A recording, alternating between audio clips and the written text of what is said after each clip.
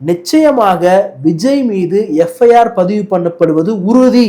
ஆதவ அர்ஜுனா, ஒரு வன்முறையை தூண்டிவிட்டு பதிவு போட்ட உங்களை ஏன் இது வரைக்கும் உங்க மேல எந்த நடவடிக்கை எடுக்கல?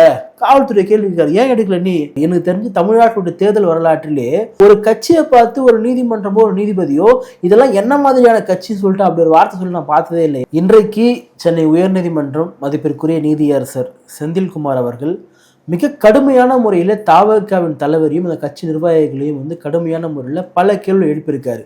இதெல்லாம் என்ன மாதிரியான ஒரு கட்சி சொல்லிட்டு கேட்கிறாரு. எனக்கு தெரிஞ்சு தமிழ்நாட்டுடைய தேர்தல் வரலாற்றிலே ஒரு கட்சியை பார்த்து ஒரு நீதிமன்றமோ ஒரு நீதிபதியோ இதெல்லாம் என்ன மாதிரியான கட்சின்னு சொல்லிட்டு அப்படி ஒரு வார்த்தை சொல்லி நான் பார்த்ததே இல்லை. ஏன்னா இவங்க செயல்பாடெல்லாம் அந்த மாதிரி தான் இருக்கு.